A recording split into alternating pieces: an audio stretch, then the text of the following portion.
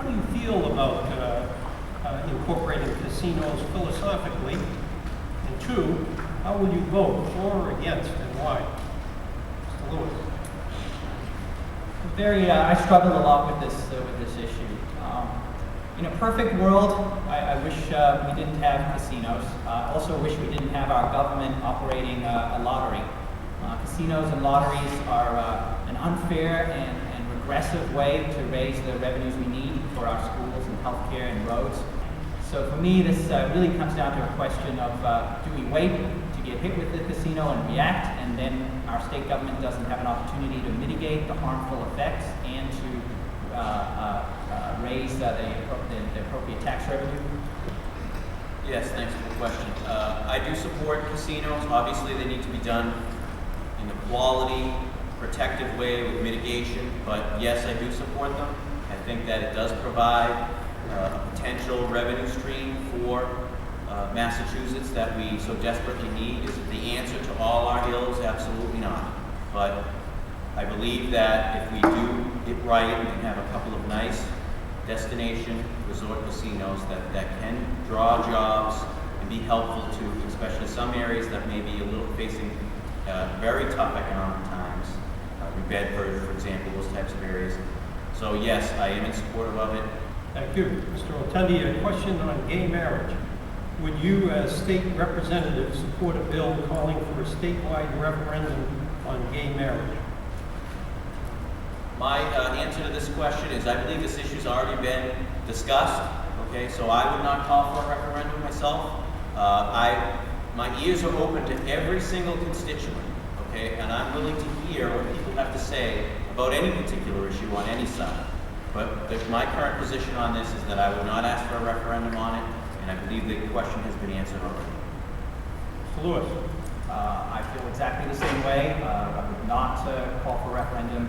I believe the issue has been settled, and I believe it's a basic issue of fairness and treating all people with dignity. And I would hope that our state can move on from this issue. Next question for Mr. Lewis, starting with Mr. Lewis.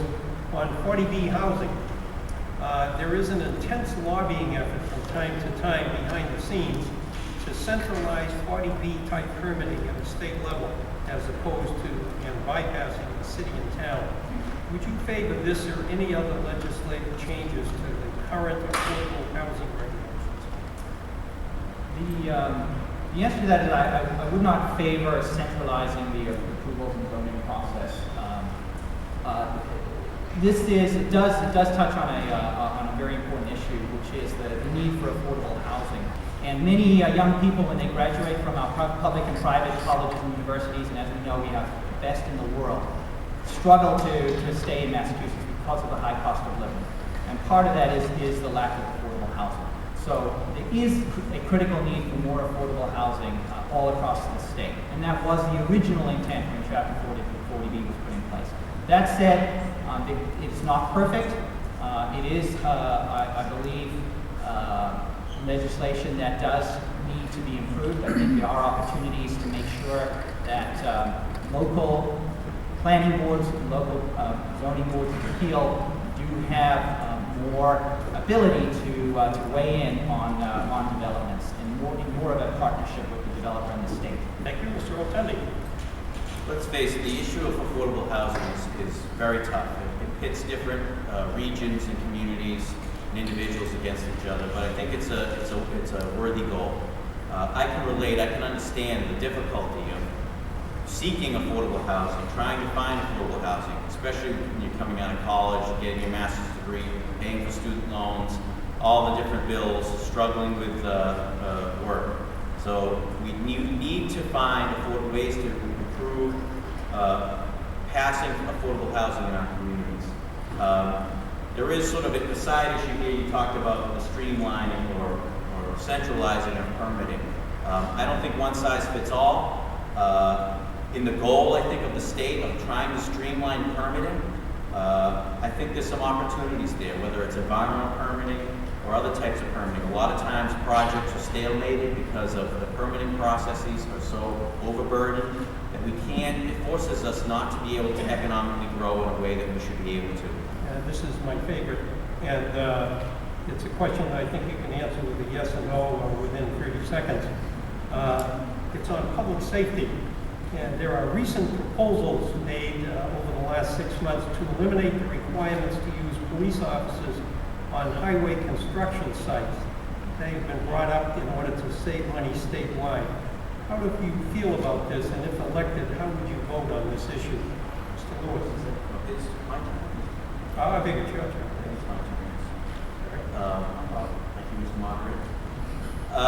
Yes, this is an important issue. I believe that we need real public safety officials on some of these main streets, okay? I'm not in favor of replacing our public safety officials that are trained to be in specifically high traffic areas to flagmen. I think you need a uniformed person there that has the experience, has the aura that Massachusetts drivers, as someone described to me, may respect a little more than a flagman. Okay, there may be some opportunities on side streets to integrate or to amend policies to allow flagmen to operate, but I'm in support of having our public safety officials, and especially some of these busy roads. Okay, thank you very much. Mr. Lewis? I should have known John would save the zinger for last. It's interesting. I don't think anything inflames passions more at the doorsteps than this issue. On both sides, I've heard from people. I guess where I come down on this issue is that I think fundamentally there is a role for police officers, but there's also a need for reform. I salute what Governor Patrick is trying to do here in proposing a compromise where quiet streets, side roads, below a certain speed limit, and where there wouldn't be a public safety issue, you could consider alternatives. I think that's the right path to strike a balance on this particular